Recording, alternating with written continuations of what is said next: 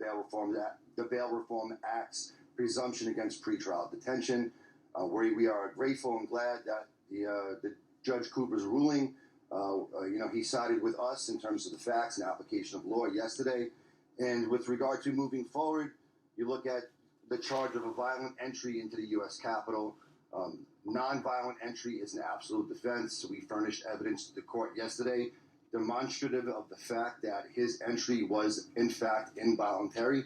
So as things proceed, we will begin to pull apart the charges and see what sticks and what don't, and what does not stick. And then at that time, we will be able to make a more intelligent decision about the crimes under which he has been charged. So you made an argument in court yesterday that raised some eyebrows. You argued that your client, calling the speaker, and I am quoting here, a, quote, biatch in his note to her rather than a, quote, bitch, was less offensive. Do you stand by that argument today? Yes, we stand by that argument today.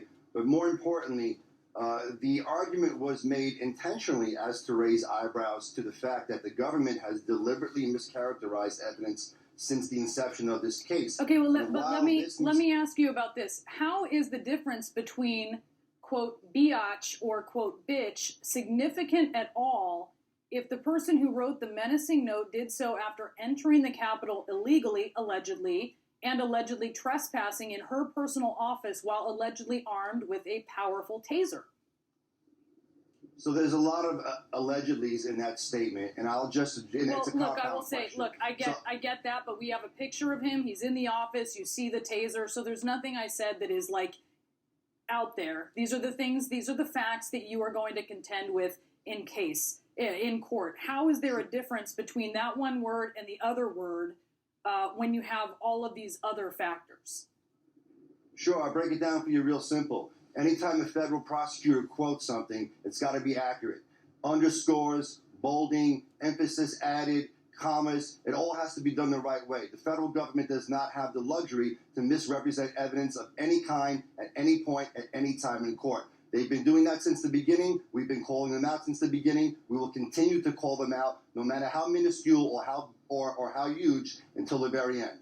Okay, well, let's talk about this difference, because as part of your explanation of, quote, biatch versus, quote, bitch, you cite a definition on a dictionary website that says, quote, biatch is slang, and that it's used as a term of endearment or disparagement.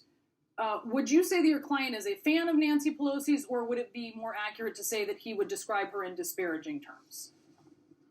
I would say that my client understands that his statements and that the accepting the allegation as true, the note that, for the sake of argument, of course, the note that he is alleged to have left was all made in bad taste. Mr. Barnett is a funny man. He's a jokester.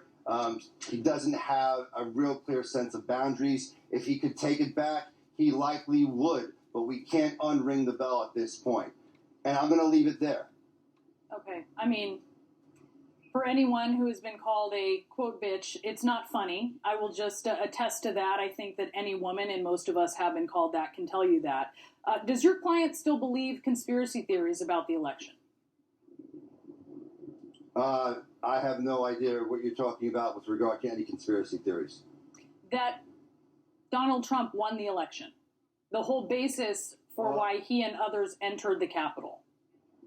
Richard Barnett, like millions of other people, clearly voted for Donald Trump during the November election. Richard Barnett, like millions of other people, believed at the time that the election was stolen from the American public.